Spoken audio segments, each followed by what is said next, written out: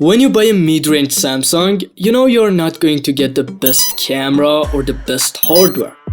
But you know you're not missing out on much in any part, and you get an amazing software, making an overall safe but low reward choice. This is Galaxy A56 review, so let's dive into it. The design has improved a lot. It still has a boxy and flat shape. It's a bit more comfortable to hold, but still not the most comfortable phone. The materials are great for the price. Aluminum frame, Gorilla Glass Victus Plus on the back and front, and IP67 as standard. There are two other good news. Firstly, there is no more protrusion on the frame of the phone. It was really ugly. And the display bezels have been reduced, and it feels much better. The new camera design is good, but I don't like it. It doesn't feel like a flagship like the previous generation. As always, there is nothing wrong with the display. Super AMOLED, Full HD, HDR10 Plus support, 120Hz. The contrast is very good, the colors are dynamic and saturated, but it is no longer rank 1. You can find a better display. The refresh rate is also not very dynamic and only switches between two numbers, 120 and 60 Hz. The brightness has improved and reaches 1200 nits in auto mode, which is completely readable in sunlight. It has a stereo speakers. The volume is good, it has some good detail, but it is weak in low tones.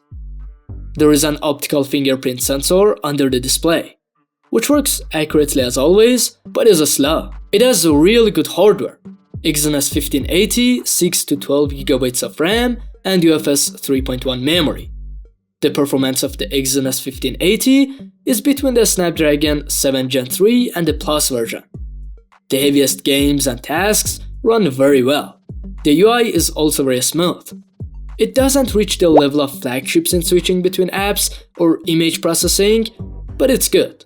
Its performance is also very stable, and contrary to what you might expect from an Exynos, this one doesn't really get hot. The Galaxy A56 comes with Android 15 and One UI 7 and has 6 years of full software support, which only the Pixel and iPhone do. As you know, it has a lot of customization features, is extremely smooth, very simple and practical, and is truly one of or perhaps the best UI available. But it only has a few AI features that flagships have, like a Smart Select and Gemini. Even the ability to remove objects from photos is much weaker than the flagship version.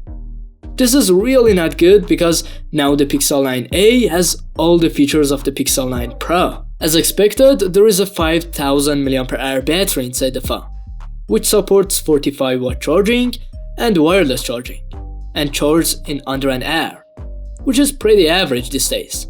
Actual battery performance is also weaker than the previous generation, but it can still last you a full day with fairly heavy use. The camera system is exactly the same as before, and yes, you still have a macro instead of a telephoto.